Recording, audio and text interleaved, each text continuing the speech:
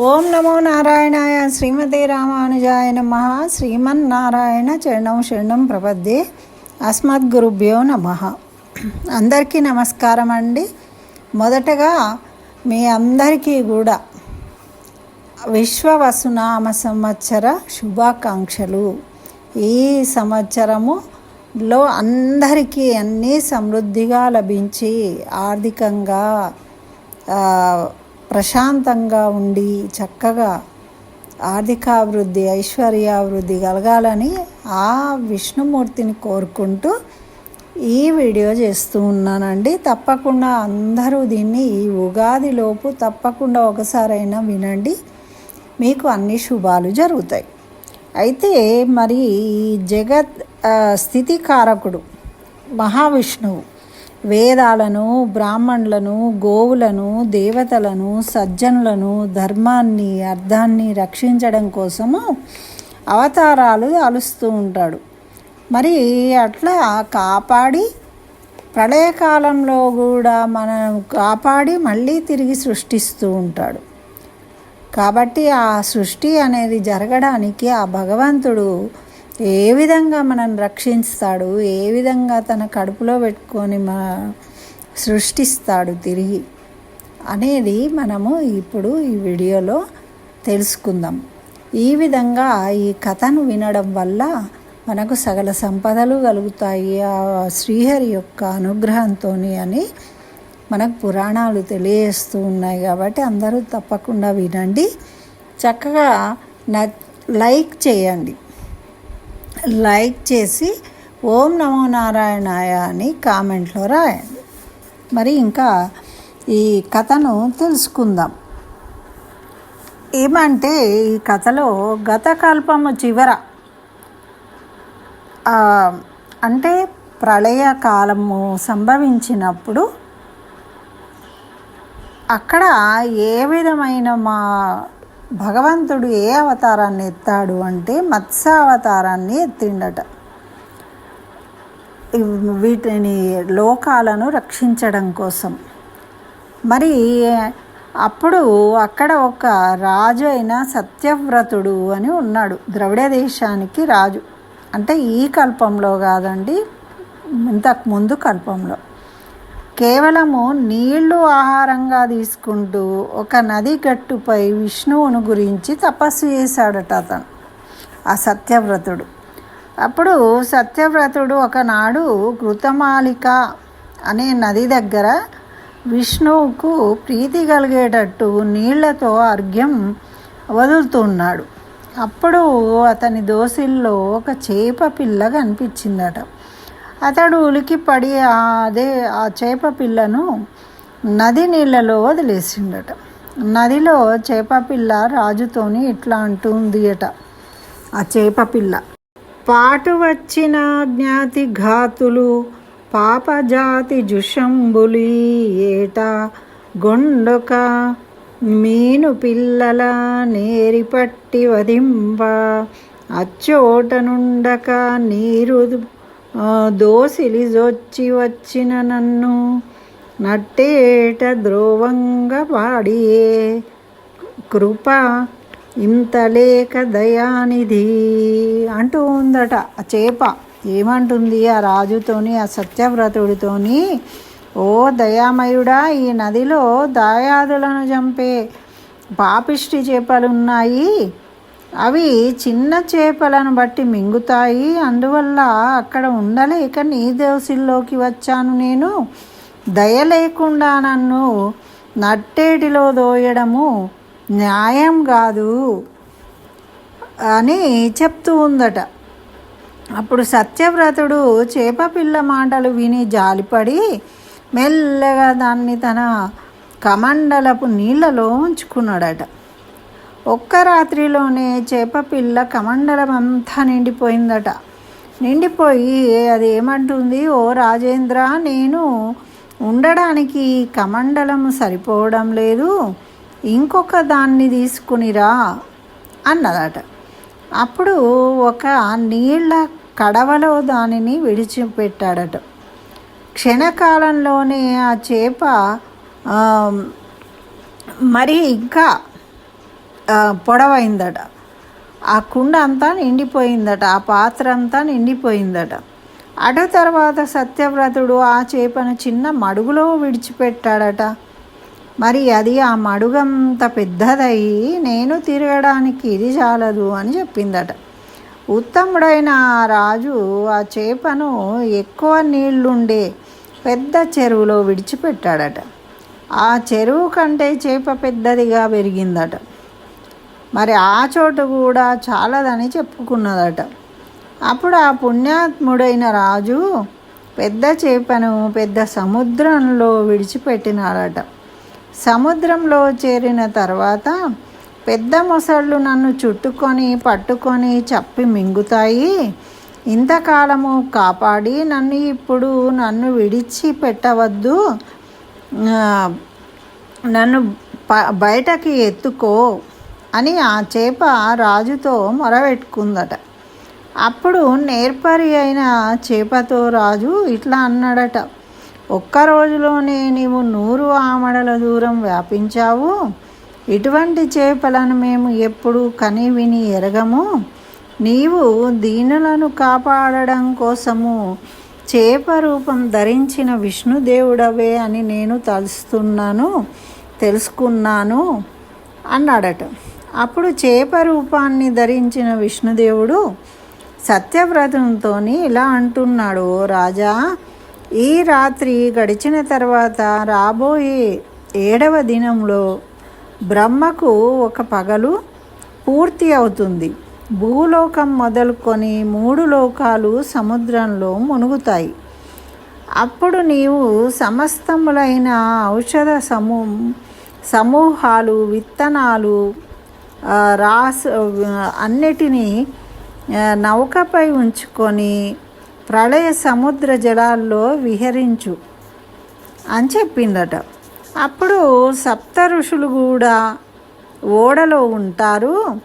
మీ ముందు భాగంలో పెను చీకటి ఆవరిస్తుంది. సముద్రంలో నావ ఊగుతూ తేలుతూ సాగిపోతూ ఉంటుంది. ఆ ఓడ సముద్రపు అలలకు దెబ్బతినకుండా మత్స్యరూపం ధరించిన నేను అన్ని వైపులా నా రెక్కలను కదిలిస్తూ ఉంటాను. మరి నావను భగ్నం చేయడానికి వచ్చే పెద్ద పెద్ద జలచరాలను తరిమివేస్తూ ఉంటాను. ఆ నావను రక్షిస్తూ ఉంటాను. అలా తిరుగుతూ మరి నా ఆజ్ఞానుసారము ఒక పెద్ద పాము అక్కడ కనిపిస్తుంది. సుడిగాలులకు ఆ నావక తిరగబడకుండా ఆ పాముతో నా కొమ్ముకు కట్టుకుంటాను, నావను బంధిస్తాను. నీకు మునులకు చేటు వాటిల్లకుండా ఆ ప్రళయరాత్రి గడిచేటంత వరకు నేను రక్షిస్తూ ఉంటాను అని తెలియజేశాడట. ఇందుకోసమే మీనరూపం ధరించాను ఓ రాజా. బ్రహ్మమనే కల్పాంత కాలంలో ఏర్పడిన ఈ ప్రళయంలో సముద్ర జలాలు హద్దులు దాటి ఆకాశమంతా వ్యాపించినాయి. బ్రహ్మదేవుడు విశ్రాంతి లేకుండా కూర్చుండి ఓర్పుతో ప్రాణులను సృష్టించి అలసిపోయాడు. సృష్టి కార్యాన్ని ఆపివేసి శరీరాన్ని వాల్చి రెప్పలు మూసుకొని చెయ్యి తలగడగా ఉంచుకొని గురకలు పెడుతూ కలలు గంటూ నిద్రపోతూ ఉన్నాడు అన్నాడట. అప్పుడు చతుర్ముఖుడు బాగా అలసిపోయి నిద్రించినాడు. అతని ముఖాల నుండి వేదాలు వెలువడినాయట. మరి హయగ్రీవుడనే రాక్షసుడు ఆ వేదాలను దొంగిలించాడు ఈయన నిద్రపోతున్న సమయంలో. మరి ఆ రాక్షసుడు తప్ప బ్రహ్మను దరిచేరడానికి ఇతరులకు ఎవరికి సాధ్యం కాదట. మరి ప్రళయకాలంలో వేదాలను దొంగిలించిన సముద్ర జలాల్లో మునిగిన ఆ రాక్షసుణ్ణి జయించడం, ఓషధులు, విత్తనాల సంచులు సముద్రంలో తడిసిపోకుండా రక్షించడం, ఈ 2 భగవంతుడైన విష్ణుదేవునికి కర్తవ్యాలైనాయన్నమాట. మరి మహావిష్ణువు మత్స్యరూపం ధరించాడు. మిరుమెట్లు గొలిపే రీతిలో ఆ మహామత్స్యం విరాజిల్లుతూ ఉన్నదట ఆ నీటిలో. ఈ విధంగా భగవంతుడు లక్షల ఆమడ పొడవైన మత్స్యరూపం ధరించాడు. సముద్రంలో ప్రవేశించాడు. సత్యవ్రతుడు ప్రళయ సముద్ర జలాలు భూలోకాన్ని ముంచివేయడానికి ముందే భక్తులకు తోడు నీడైన భగవంతుని ధ్యానించాడట. అప్పుడు శ్రీహరి ప్రేరణతో ఒక నావ అక్కడకు వచ్చిందట. ఆ ఓడను చూసి సత్యవ్రతుడు ఉత్సాహంతో దానిపై పెక్కు ఓషధులను విత్తనాలను అమర్చుకున్నాడట. విష్ణువును స్తోత్రం చేశాడట. మునులతో పాటు కూర్చున్నాడట. సత్యవ్రతుడు ఒక పెద్ద పామును తాడుగా చేసి ఆ ఓడను మహామత్స్యం కొమ్ముకు కట్టివేసినాడు. సంతోషాన్ని హృదయంలో పదిలపరుచుకున్నాడట. అమ్మాయ ఇవన్నీ చేసేసినా అని. ఋషులతో పాటు మునులకు క్రింది విధంగా మరి అక్కడ పొగుడుతూ ఉన్నాడట. నారాయణ, నీవు స్నేహితుడవుగా, బంధువుగా, జ్ఞానస్వరూపుడవుగా మానవుల మనసులోనే మసులుతావు. ఆత్మవై అండగా ఉంటావు. ప్రభువువై కోరికలు పండిస్తావు. అటువంటి నిన్ను ఆదరించకుండా లోకం పెక్కింటిపై పేరాశతో పరుగులు పెడుతుంది. అదృష్టహీనుడు బంగారు రాశి లభించిన దక్కించుకోలేడు కదా అని అంటూ ఉన్నాడట. మరి తెల్లవారుజామున విష్ణుమూర్తి వేదాలు బాధతో మొరబెట్టుకుంటున్నాయట. ఏమని అంటే వేగంగా రెక్కలు అంటే ఈ హయగ్రీవుడు అనే రాక్షసుడు వేదాలను తీసుకువెళ్ళిండు కదా. అప్పుడు ఆ వేదాలు బాధతో ఘోషిస్తూ ఉన్నాయట ఆ దుష్టుడి దగ్గర ఉన్నందుకు. అప్పుడు ఈ మత్స్యము వేగంగా రెక్కలు అల్లార్చి నోరు తెరిచాడట. దుష్టుడు బలిష్ఠుడు అయిన హయగ్రీవుణ్ణి హతమార్చాడట. ప్రళయకాలంలో మాసిపోయిన బ్రహ్మ తేజస్సు తిరిగి సృష్టించబడిందట. మరి అప్పుడు సృష్టి చేయడం కోసము తిరిగి లేచి కూర్చున్నాడట. ఆ సమయంలో భగవంతుడు హయగ్రీవుని చంపివేసి వాడు అపహరించిన వేదాలను చెర విడిపించాడట. వాటిని తిరిగి బ్రహ్మదేవుడికి అప్పగించాడట.